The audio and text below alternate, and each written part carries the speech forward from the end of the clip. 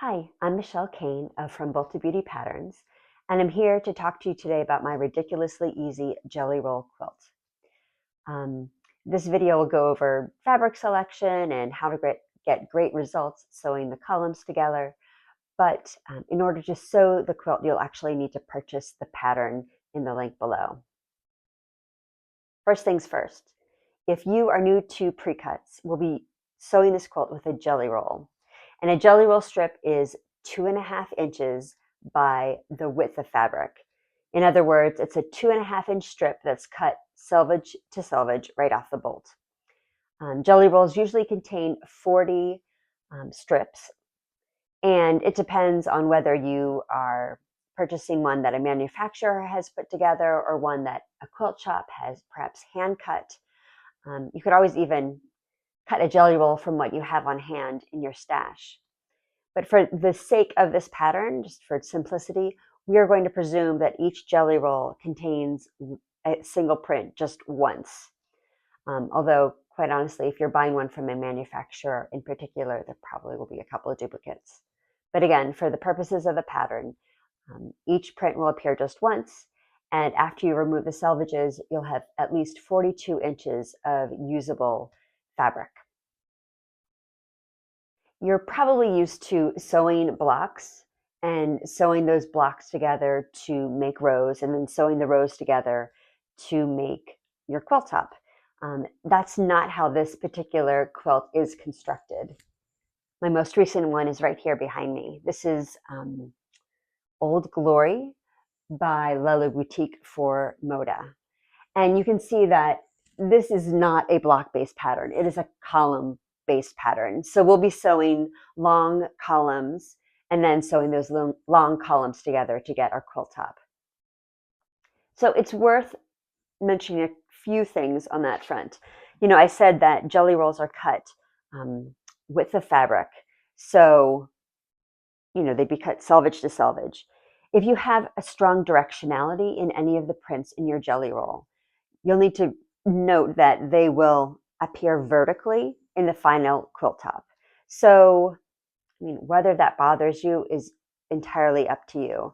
You can see that in this one, I do have some directional fabrics, like there's some stripes, but I'm fine with the way those stripes look on their side.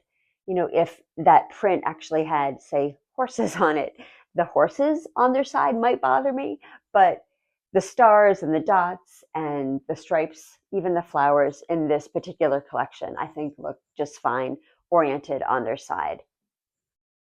Another thing to note is, even though the construction is simple, I mean, as you get to the bigger and bigger sizes, like this pattern goes the whole way up to king size, I mean, those columns get very long. So you know your skill level, you know your patience level. I'm a very accomplished quilter, and honestly, I rarely make any queen or king size quilt. And in this particular pattern, I probably advise you to start with one of the smaller sizes first, just to get a handle on the pattern before you commit to such a large quilt. And really, the sweet spot for this quilt pattern is the lap size, because it requires 29 jelly roll strips. So that's less than the 40 you'd find in most jelly rolls. In other words, there's some wiggle room, right? First of all, you only have to buy one jelly roll. And then if there's some prints that don't look good with maybe the background fabric you selected, or maybe some prints that you don't like very much, you can edit those out and still have plenty to meet the fabric requirements for the lap size. There are two design options that come with this pattern. In the first, one print is used throughout a column. I prefer this option because it's allowed me to play with color gradients and create a fun sense of movement in the process. What has been pictured in this video is design option 1. In the second design option, multiple prints are used in a column. The benefit of option 2 is that it requires fewer jelly rolls in the larger bed size projects. After you've selected your fabric and cut out all of your rectangles, both from the background and from your jelly roll strips, you'll want to make the column bases. What do I mean by column bases? This is the most basic unit that appears in every column, no matter what quilt size you're making. So here is a column base for, I think I call it the child size in the pattern. I'm not too sure off the top of my head. But this is, again, it's the base. It has 3 jelly roll rectangles and 2 background rectangles. So in the lap size, there are, you can't see the bottom, but there are 4 jelly roll rectangles and 3 background rectangles in each column base. Now, after you get the column bases together, we'll be adding rectangles to the top and bottoms of the columns. And that's what creates the great staggered effect and, gives us the chevron look. The pattern directs you to finish off the columns, adding the rectangles to the tops and bottoms of the bases that make the chevron effect.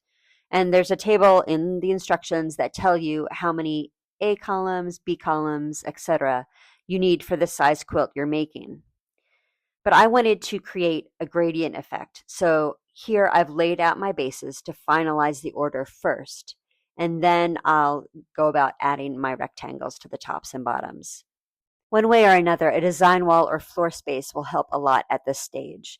And you can see that I've just clipped some batting to my wall temporarily to help in this endeavor. It's important to note that once you have all of your columns assembled, they're all not the same length.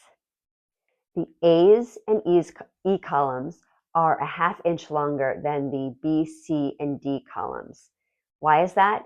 Because there's one fewer seam in the A and E columns. You might be tempted just to go ahead and trim those columns right now, but I recommend you not do that because it really forces you to look at the design of the quilt and use the design to line up the chevron across the width of the quilt top. And honestly, it's just too easy to accidentally, take a ½ inch off the wrong columns and then you're stuck, right? So how do I go about aligning the design since I can't simply just pin the columns end to end and sew? I know that the print rectangles are all offset by 2 inches. So here I am marking the 2-inch intervals and using those points to get things lined up right. How many marks you make is completely up to you and your comfort level, but I'm rather persnickety about precision, so I mark a lot. I think it's easier to get things right at this stage than to try to fix things later on down the road. Then I pin the heck out of everything, make sure my stitch length is about 1.7 millimeters, and sew the columns in pairs from top to bottom. Then I sew everything in pairs again. Once again, I make some registration marks, and this time I sew from bottom to top. Once I have the top assembled and pressed, then I go back and trim off the extra ½ inch from columns A and E.